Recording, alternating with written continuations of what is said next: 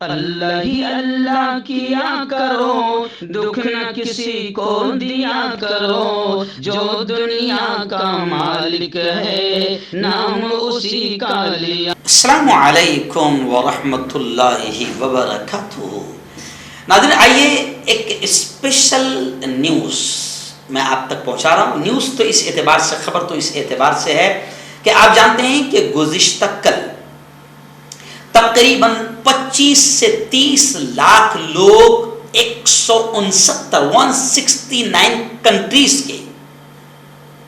حج کے لیے پہنچے، اللہ کے مہمان بن کر وہاں پہنچے، اور گزشتہ کل انہوں نے میدان عرفات میں حج کا خطبہ سنا۔ 25 سے 30 لاکھ لوگ وہاں موجود تھے،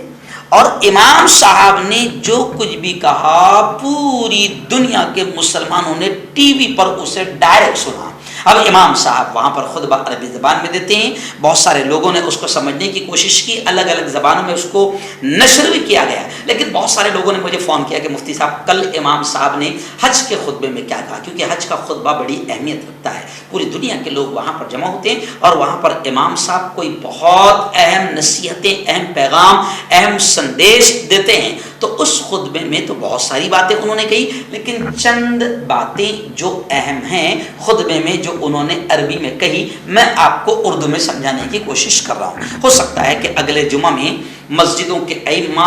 مسجدوں کے خطیب جو ہے وہ اس خطبے کو اپنا عنوان بنا سکتے ہیں۔ چلیے آئیے، سب سے پہلے میں آپ کو بتاؤں کہ میدان عرفات کی مسجد نمرہ میں جو خطبہ دیا گیا وہ شیخ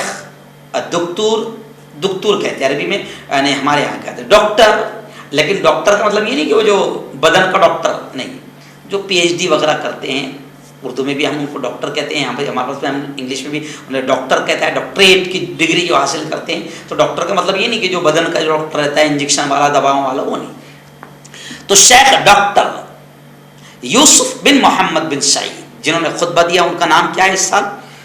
جنہوں نے خطبہ دیا؟ یوسف بن محمد بن سعید۔ یہ کون ہے؟ ان کے بارے میں نے آپ کو بتایا تھا۔ تو انہوں نے عرفات کے میدان میں مسجد نمرہ سے خطبہ دیا، جسے پوری دنیا نے سنا۔ اب اس خطبے میں جو انہوں نے کہا اس کا خلاصہ میں آپ کو بتا رہا ہوں۔ سب سے پہلے تو شیخ یوسف صاحب نے یہ کہا کہ دنیا اور آخرت کے معاملات میں، چاہے معاملات دنیا کے ہو یا آخرت کے ہو،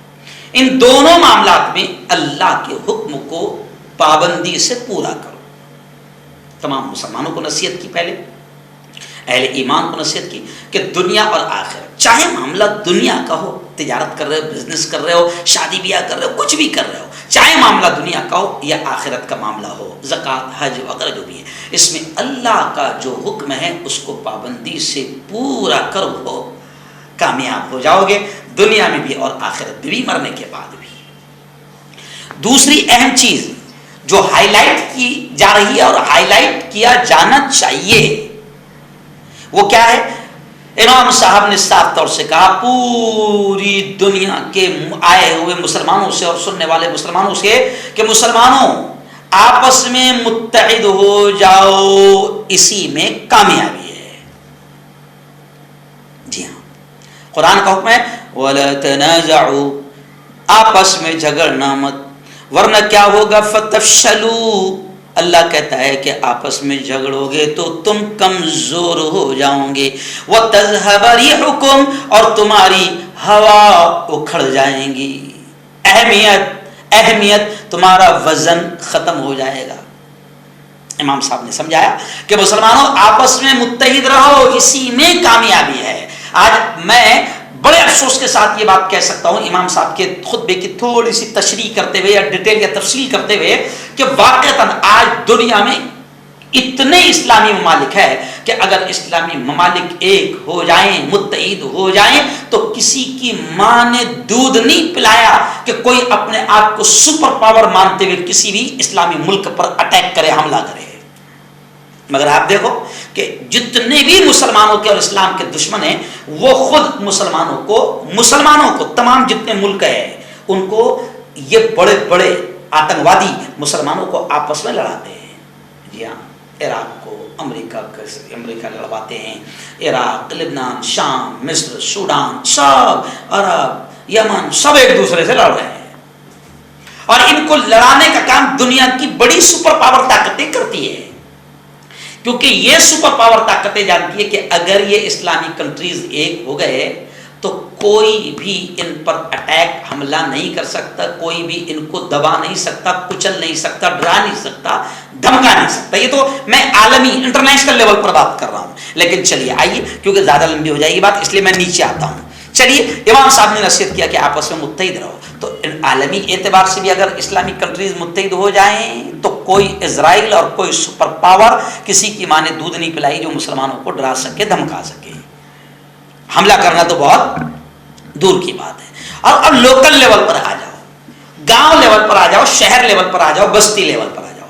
ہماری ہر چھوٹی چھوٹی بستی میں یا ہر شہر میں مسلمان مسلک کے نام پر، جماعت کے نام پر، تنظیموں کے نام پر، تحریکوں کے نام پر لڑ رہے ہیں، ایک دوسرے کو کافر بنا رہے ہیں اور یہاں پر تیل ڈالنے والے دشمنان اسلام، جو اسلام اور مسلمانوں کے دشمن ہیں، وہ تیل ڈالنے کا کام کر رہے ہیں اور مسلمان آپس میں لڑ رہے ہیں۔ جی ہاں،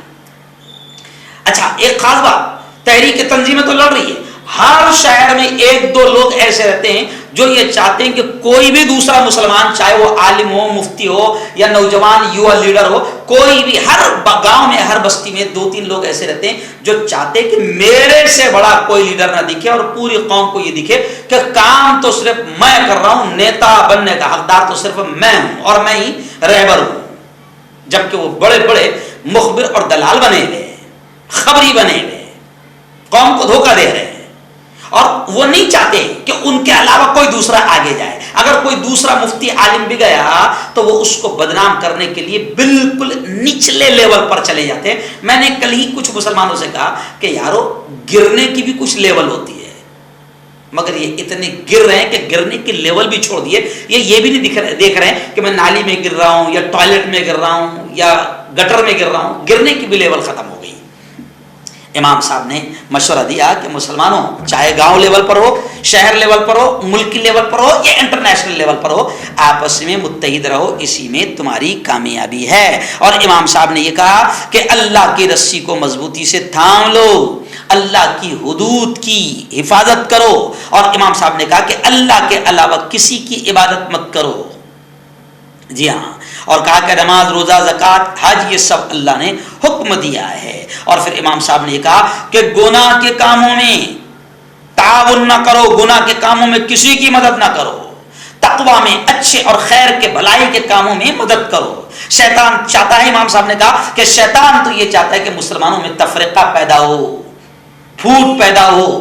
جی ہاں، لیکن دین کی، اسلام کی، قرآن کی اور نبی کی تعلیمات مسلمانوں کو جوڑنا چاہتی ہے اور جوڑ کر رکھتی ہے۔ شریعت میں حکم ہے، امام صاحب نے کہا کہ شریعت میں حکم ہے کہ جھگڑا کرنے والوں کو سمجھایا جائے۔ ارشاد ہوتا ہے کہ یہ امت ایک امت ہے، ایک امت ہے، اس کا رب بھی ایک، اس کا قبلہ بھی ایک، کعبہ بھی ایک، اس کا پیدا کرنے والا بھی ایک، اس کا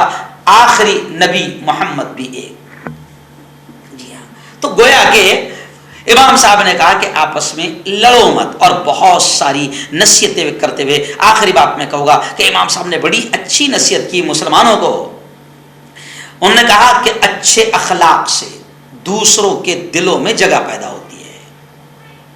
یہ ہمارے لیے ہندوستانیوں کے لیے بھی خاص ہے اور پوری دنیا کے مسلمانوں کے لیے بڑی اہم نصیحت ہے کہ اچھے اخلاق سے دوسروں کے دل میں جگہ پیدا ہوتی ہے۔ امام صاحب نے کہا کہ مسلمانوں کے لیے ضروری ہے کہ وہ اچھے اخلاق اپنے پیدا رکھیں۔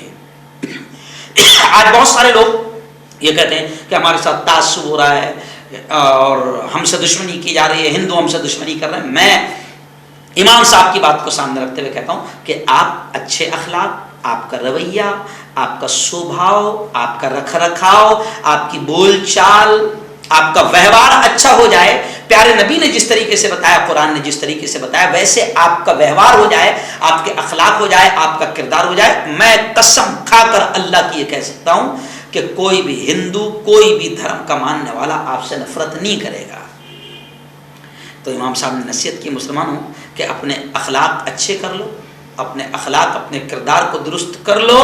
یہ مسلمانوں کے لیے ضروری ہے۔ تو بہت ساری باتیں امام صاحب نے کہی. یہ خطبہ بڑا اہم ہوتا ہے، اس لیے ہم نے اردو میں جو کچھ انہوں نے عربی میں کہا اس کا خلاصہ آپ تک پیش کیا. پورا بیان نہیں، پورا خطبہ نہیں، خلاصہ آپ تک پیش کیا. آپ دوسروں تک پہنچاؤ. دعا کرو کہ اللہ تعالی ہم سب کو صحیح سمجھ نصیب فرمائیں، اور ہم دعا کرتے ہیں کہ جتنے حاجی گئے ہیں اللہ سب کے حج کو قبول فرمائیں، سب کے حج کو آسان فرمائیں، اور جو اب تک اللہ کے گھر